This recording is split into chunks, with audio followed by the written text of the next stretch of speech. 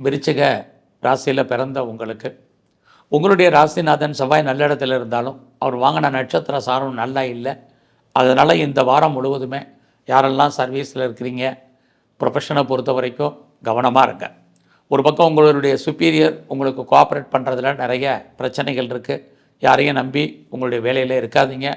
உங்களுடைய ஒர்க்கை நீங்கள் ஹார்ட் ஒர்க் பண்ணுங்கள். அப்போ தான் ஃபியூச்சரில் ரெகக்னைஸ் இருக்குது. இந்த வாரம் உங்களுடைய ஃபினான்ஷியல் பொசிஷன் எப்படி இருக்குன்னு பார்க்குறோம். அப்படி பார்க்குற போது உங்களுடைய பொருளாதார நிலைகள் பரவாயில்ல. யாருடைய பணமாவது உங்கள் கையில் மணி ரொட்டேஷன் இருக்கும். இந்த வாரத்தில் யாரெல்லாம் பேச்சின் மூலமாக வருமானத்தை சம்பாதிக்கிறீங்களோ உங்களுக்கு பரவாயில்லாமல் இருக்குது.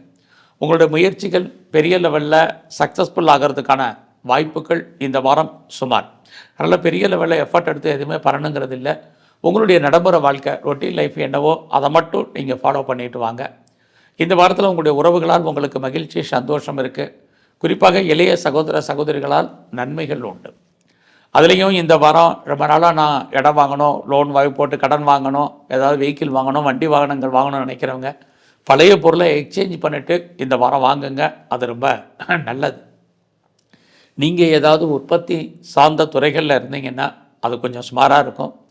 நீங்கள் ஏதாவது மேனுஃபேக்சரிங் லைனில் இருக்கிறவங்களுக்கும் இந்த வாரம் பரவாயில்லாமல் தான் இருக்கும். இந்த வாரத்தில் நீங்கள் ஏதாவது கலைத்துறையில் இருந்தீங்கன்னா உங்களுக்கான மதிப்பு மரியாதை கூடும். பட் வருமானங்கள் சுமாராக இருக்குது.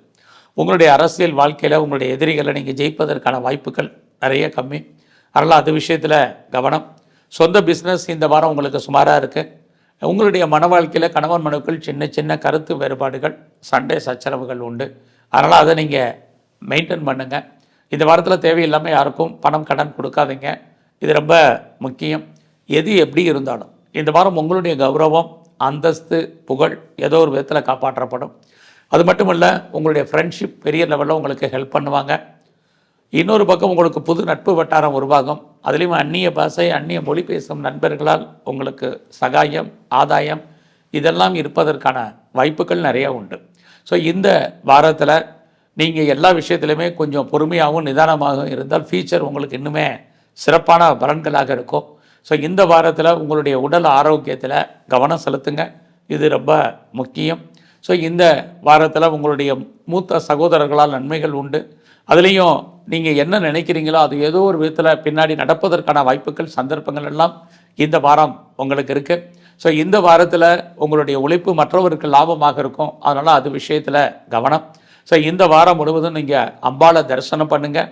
குறிப்பாக மகாலட்சுமியை வழிபாடு பண்ணிட்டு வாங்க.